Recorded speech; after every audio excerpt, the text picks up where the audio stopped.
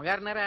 ఉన్నారు ఉన్నారు. ఏంటి కొత్త కారులా ఉంది? కొత్త కారే, నువ్వు చేతే ముందు. ఇదిగో నాన్న కాఫీ తాగు. థ్యాంక్స్ అమ్మా. తిరుపతి మొక్కను వదిలేస్తే చిన్నప్పుడు నీకు ఇంతప్పుడు గిరిజాలు పెరిగాయి.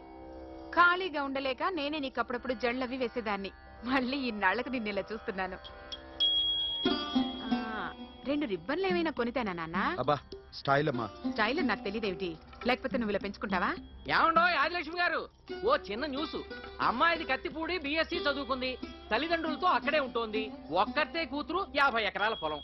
పెద్దన్నయ్య లాస్ ఏంజల్స్ లో సెటిల్డ్, చిన్నన్నయ్య ఇప్పుడిప్పుడే మెల్బోర్న్ లో సెటిల్ అవుతున్నాడు. మీకేమన్నా అభ్యంతరమా? అసలు వాళ్ళ అమ్మా నాన్న ఆస్తులు అమ్ముకుని లాస్ ఏంజల్స్ లో సెటిల్ అయినా, అక్కడున్నోడు పని మానేసి ఇక్కడికొచ్చి కత్తిపూడిలో సెటిల్ అయినా నాకేమీ అభ్యంతరం లేదు. అబ్బా జోక్ చేస్తారేంటండి? సంబంధం నచ్చిందా లేదా? మీకు నచ్చిందా? వాయస్ అయితే మీరే చేసుకోండి. అదేంటండి అబ్బాయికి అనుకుంటుంటేను? సారీ అండి, మేం పెళ్లిళ్ళు అవి చేసుకోవడం మానేశాం. ఆల్రెడీ సగం జీవితం అయిపోయింది. ఇంట్లో మనశ్శాంతిగా ఉన్నాం. ఇలా అలవాటైపోయింది. ఇప్పుడు అది ఎవరితో కత్తిపూడి నుంచి ఇక్కడికి వచ్చి ఇట్టా ఇట్టా ఇంట్లో ఊపు తిరుగుతుంటే నాకు మండుద్ది. ఇంకా సంబంధాలవి తీసుకురాకండే, మీరు దయచేయండి.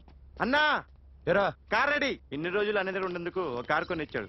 దీంతో కలిపి మన దగ్గర 250 కాల్ ట్యాక్సీలు ఉన్నాయి. ఒరేయ్, ఇంట్లో 300 కార్లు ఉంటే బాగుంటుందా? 3 పిల్లలుంటే బాగుంటుందా? నేను కంటాను కదమ్మా.